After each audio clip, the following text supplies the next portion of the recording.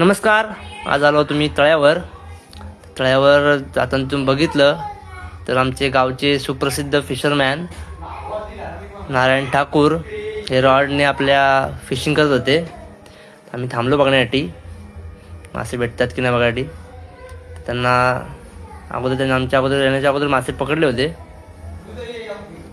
आणि त्यांना मासा लागलेला आहे.